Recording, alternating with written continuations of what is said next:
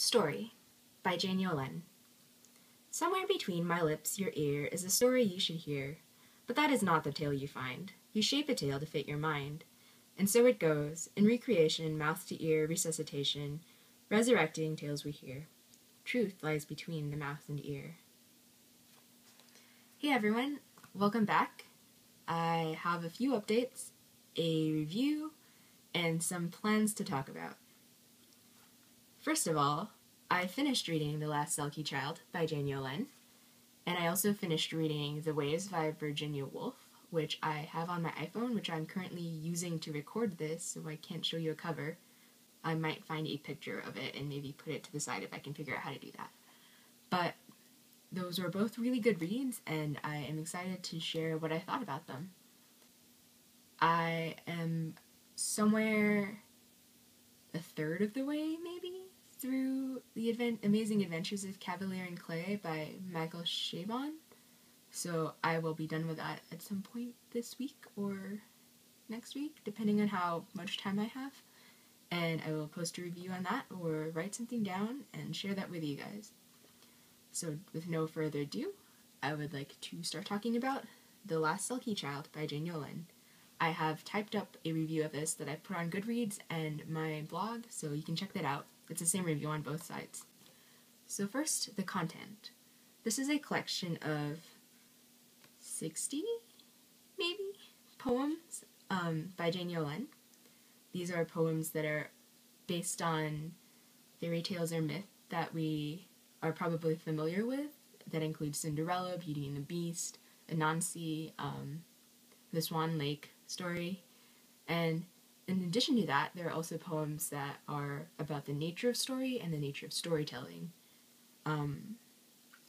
So it's split into three parts. There's story, which is the origin, nature of story, kind of this broad idea type theme, and then there's the second section called Stories, which is the section that encompasses all of the story narrative poems that are basically twists on fairy tales that we know about, like Beauty and the Beast is in here. There's a poem called Beauty and the Beast, The Anniversary, and it's talking about them when they've gotten old.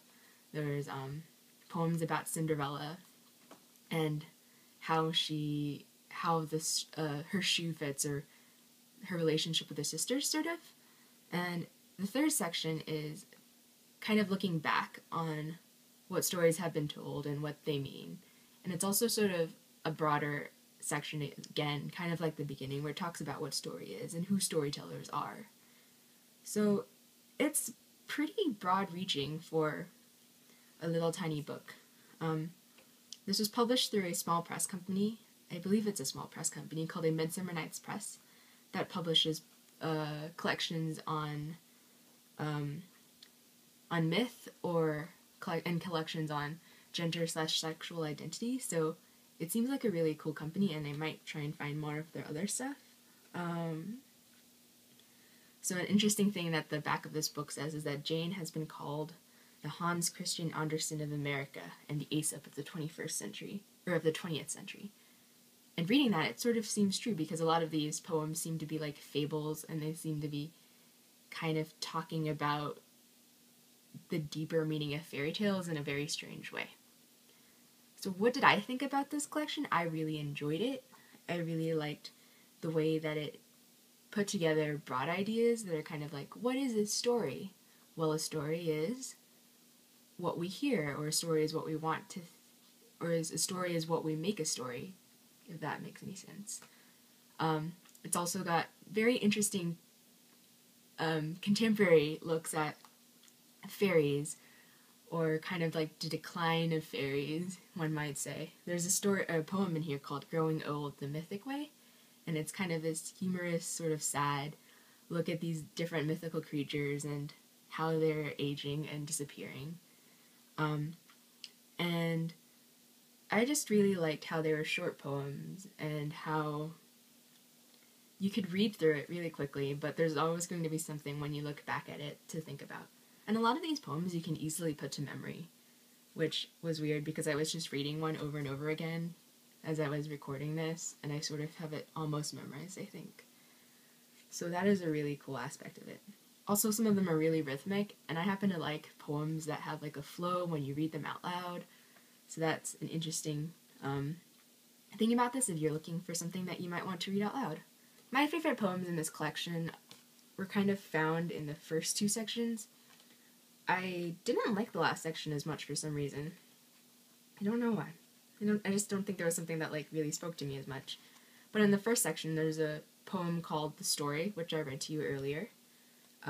There's a poem called The Storyteller, which I wouldn't read to you because I think that if I read the whole book to you, this would be a really long video. But I really liked that first section. And then in the second section, there is a poem called The Fates and Swan Princess that I really enjoyed. Or I guess those are two poems that I really enjoyed. The Fates I liked because it was the clickety-clackety type of poem that has a rhythm, and I really like Swan Princess because Swan Lake is one of my favorite ballets, and it's interesting to hear a different take on the transformation that she makes from princess to swan and swan to princess.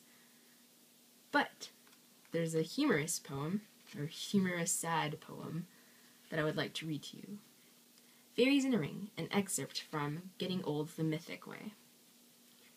One more turn, dear friends, one more, and then we will be gone. No one believes in us, you see, and all they want is lawn. So a lot of the poems are sort of short and sweet in that way. So I would highly recommend this if you are into poetry, or might be into poetry, or if you like fairy tales, or might be into fairy tales, or if you already know that you like one of these things and you want to try it out. I would definitely try to find this somewhere. If you have any comments or want to hear more, put it down in the bottom. See you guys! One more turn, dear. Ugh.